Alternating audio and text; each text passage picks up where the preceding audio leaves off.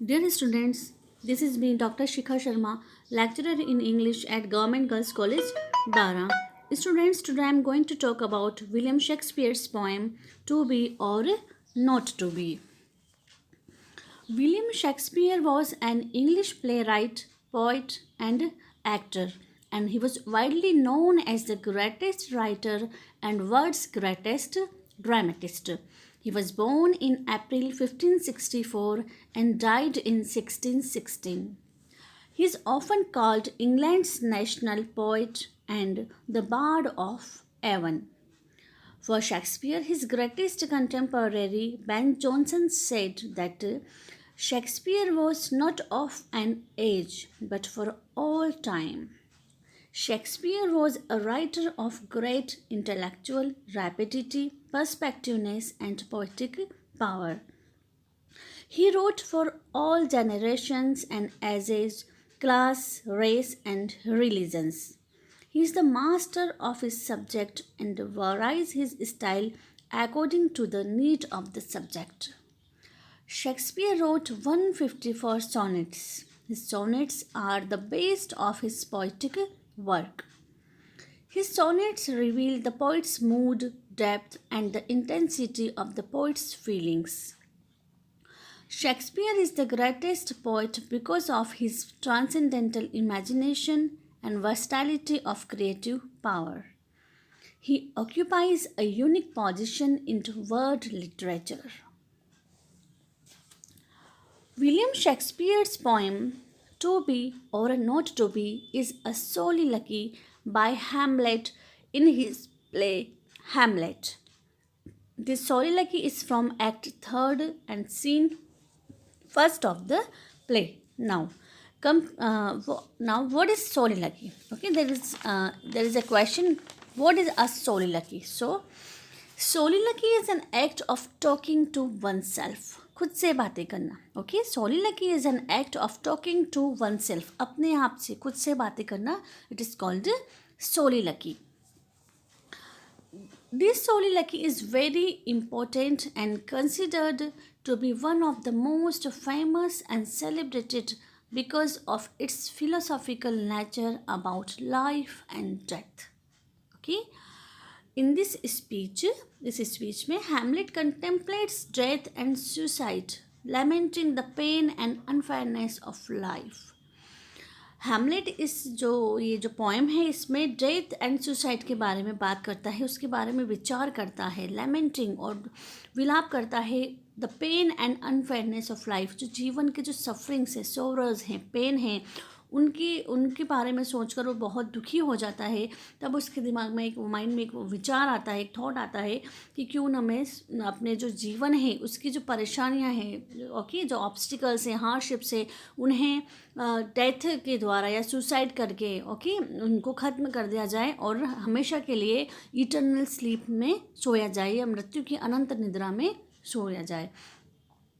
But when he considers the consequences of death after life, okay लेकिन जब उसके दिमाग में ये विचार आता है कि मृत्यु के बाद कैसा जीवन होगा, when he considers, वो सब वो सोचता है, वो मानता है, विचार करता है कि यदि मृत्यु को कि मतलब इफ़ ही कमिट्स सुसाइड, यदि वो सुसाइड भी कमिट कर लेता है तो what will be the consequences after death, कि इस मृत्यु के बाद के जो परिणाम होंगे वो कैसे होंगे, उसके बाद का जो जीवन होगा वो कैसे होगा. ये सोचकर ही begins to examine the other option life, तो वापस वो अपने जीवन के ऑप्शन पर आ जाता है वो. And he gives up the idea of committing suicide, वो सुसाइड करने का जो आइडिया है, जो डेथ का जो उनके दिमाग में विचार आता है उसे वो छोड़ देता है. When he thinks about the life after death, कि जीवन मृत्यु के बाद का जो जीवन होगा वो कैसा होगा. ओके तो उसके जो मृत्यु के बाद जो सिचुएशंस होंगी, जो फेस उसको करना पड़ेगा, कहाँ वो मतलब किस तरह की उसकी लाइफ होगी, क्योंकि उसके बाद भी जीवन के बाद भी मृत्यु है और मृत्यु के बाद भी जीवन है. तो उसको सोचकर वो अपना आइडिया जो है ही gives up the idea of committing suicide. He questions whether death is in fact an end to all his troubles, or if preferable things may become worse, as he is forced to reflect on all the misdeeds and crimes he has committed throughout his life.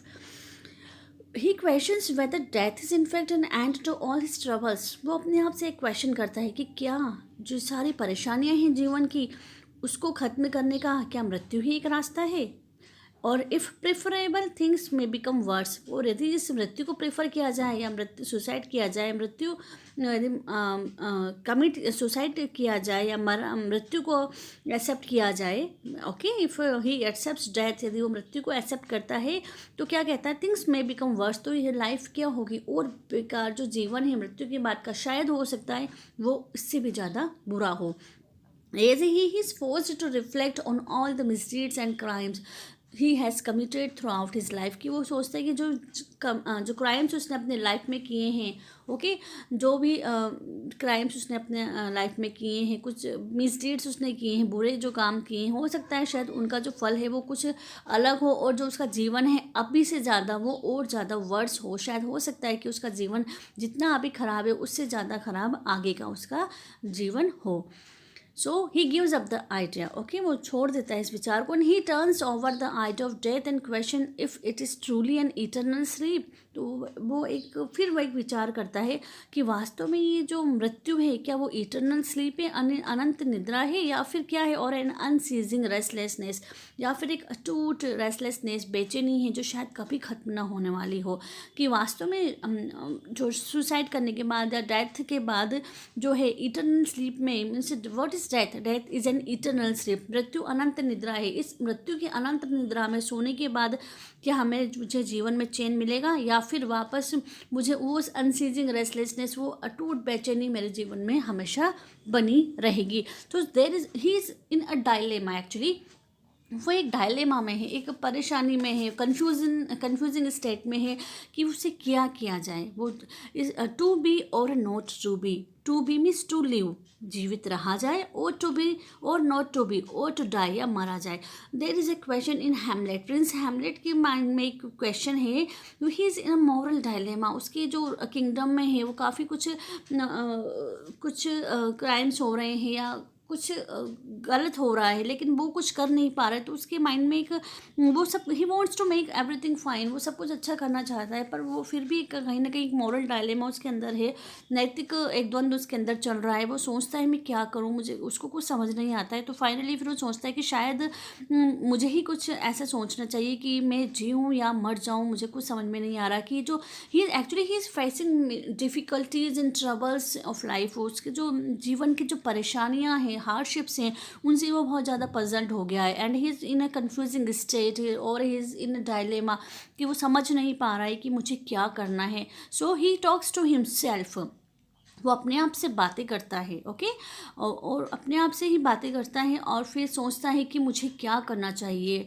I am in A confusing state, वो सोचता है कि मैं बहुत confuse हूँ, मुझे समझ नहीं आ रहा मुझे क्या करना चाहिए। सो ही सेज टू बी और नॉट टू बी, या मुझे जीवित रहना चाहिए या मुझे मर जाना चाहिए। To be, should I live, और नॉट टू बी, और शुड आई डाई, क्या मुझे जीना चाहिए या मुझे मर जाना चाहिए, वो इस कन्फ्यूजिंग स्टेट में है। Okay, so this story like is from Shakespeare's play Hamlet. Okay, so what is the condition of Hamlet's mind? What kinds of thoughts are coming in his mind, and what he thinks about life and death? वो अपने जीवन के बारे में, मृत्यु के बारे में क्या सोचता है, उसके दिमाग में क्या कंफ्यूजन है, क्या द्वंद्व चल रहा है, वो सब कुछ इस पोएम में बताया गया है। Okay, so now let's start the poem. To be or not to be, that is the question. Whether 'tis nobler in the mind to suffer the slings and arrows of outrageous fortune, or to take arms against a sea of troubles, and by opposing and them. To be or not to be. Prince Hamlet is talking to himself. वो अपने आप से ही बातें कर रहा है, okay, वो खुद से बात करता है, ही खुद से एक क्वेश्चन पूछ रहा है, खुद ही आंसर दे रहा है। वो अपने आप से एक क्वेश्चन पूछता है, टू बी और not to be, whether I should live और आई शुड डाई, मुझे जीना चाहिए या मुझे मर जाना चाहिए, मैं जीऊँ या मर जाऊँ, that is the question. Okay, that is the problem of my life. ये मेरे जीवन की एक समस्या है, दैट इज़ द क्वेश्चन। ये क्वेश्चन मेरे दिमाग में चल रहा है, ये प्रॉब्लम मुझे समझ नहीं आ रही है, मेरे साथ ये प्रॉब्लम क्रिएट हो रही है, या कि I am just I am just confused. वो कहता है कि मैं बहुत कन्फ्यूज हूँ, ही इज़ वेरी कन्फ्यूज्ड। वो कन्फ्यूज्ड है और कहता है कि मैं जीऊँ या मर जाऊँ, मुझे कुछ समझ में नहीं आ रहा। ये प्रॉब्लम मेरे सामने खड़ी है, ये क्वेश्चन मेरे माइंड में आता है कि मुझे जीना चाहिए या मुझे मर जाना चाहिए।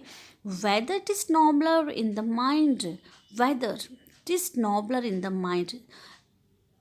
This question arises in his noble mind. Okay ये जो क्वेश्चन है उसके दिमाग में, उसका जो नॉबल माइंड है, ओके उसके दिमाग में ये क्वेश्चन आता है, वेदर ही शुड लिव और ही शुड डाई, उसे जीना चाहिए या मर जाना चाहिए। To suffer the slings and arrows of outrageous fortune, to suffer, okay, the slings and arrows means hardships, obstacles, difficulties of life, जीवन की परेशानियां जो हैं, of outrageous fortune, outrageous means cruel, उसके जो भाग्य ने जो जो दुर्भाग्य है, जो उसका जो क्रूअल भाग्य है, डेस्टिनी है, उसके भाग्य में इस तरह के जीवन की परेशानियां लिखी हुई हैं, ऑब्स्टिकल्स लिखी हुई हैं। तो वो समझ नहीं पा रहा है कि मैं अपने जीवन की इन परेशानियों को सहन करूं, टू सफ़र, इन्हें सहन करूं, इनको सहन करूं, या इससे पीड़ित हूं, इन्हें फेस करूं, और या फिर to take arms, weapon, arms means weapon, या फिर मैं इनके अगेंस्ट हथियार उठा लूँ, ओके। और to take arms against a sea of troubles, sea of troubles means, sea of troubles का मतलब होता है plenty of difficulty, immensity, excess of difficulties and problems of life, कि जीवन की जो परेशानियां हैं, अत्यधिक जो बहुत ज़्यादा परेशानियां हैं। सी ऑफ ट्रबल्स यहाँ पर इसलिए क्या गया कि sea is very vast, just like the sea, his problems are vast, okay, unending. उसकी जो परेशानियां हैं जीवन की, वो बिल्कुल समुद्र की तरह अनंत हैं, अंत हैं, अनंत है, जिनका कोई अंत नहीं है। तो वो कहता है कि ये जो परेशानियां हैं जीवन की, इनको मैं सहन करूं या इनके अगेंस्ट हथियार उठा लूं, and by opposing end them, और इनको ख़त्म कर दूं। Opposing end them means by committing suicide, या तो मैं इन परेशानियों को सहन करूं, he has 3 options, okay. First, to suffer, to tolerate these difficulties of life, की या तो मैं इन परेशानियों को सहन करता रहूं जीवन भर, और टू टेक आर्म्स अगेंस्ट, या फिर इन परेशानियों के अगेंस्ट, मैं इन परेशानियों को ख़त्म करने के लिए इनके अगेंस्ट एक हथियार उठा लूँ, या इनको अपोज करके, इनका विरोध करके इन्हें ख़त्म करूँ, और बाय अपोजिंग एंड देम, या फिर सुसाइड करके, बाय कमिटिंग सुसाइड, या फिर अपने आप को, इस मृत्यु को गले लगाकर, या फिर अपने जीवन को समाप्त कर मैं इन परेशानियों से छुटकारा पा लूँ। ओके, these problems या these difficulties are very creating problems in his life. वो जो परेशानियां हैं उसके लाइफ में बहुत ज़्यादा प्रॉब्लम्स क्रिएट कर रही है, जो ही वो समझ नहीं पा रहा है कि एक्चुअली उसे क्या करना है। तो वो कुछ ऑप्शंस रखता है कि या तो मैं इनको सहन करूं, या फिर मैं इनके अगेंस्ट कोई वेपन उठाऊं जिससे ये ख़त्म हो सके, या फिर मैं अपने आप को ही ख़त्म कर लूं जिससे मैं इन परेशानियों से छुटकारा पा लूँ। Okay, this is the question in his mind. ये क्वेश्चन उसके माइंड में चल रहा है। ही इज़ वेरी पजल्ड, वो बहुत परेशान है, and he wants to end these difficulties and operations of life. इन परेशानियों को, जो ऑब्सेशन है उसके दिमाग, परेशानियां हैं, जो डिफ़िकल्टीज़ हैं, हार्डशिप्स हैं, उन्हें वो ख़त्म करना चाहता है। He can't tolerate these problems, वो समझ नहीं पा रहा मैं इन्हें किस तरह से इसको सहन करूँ। Okay, so there is a sea of troubles. There is the use of metaphor in the word sea of troubles. Okay, to die, to sleep no more, and by asleep to say we end. To die, to sleep no more. What is death? Okay, death is nothing more than a sleep.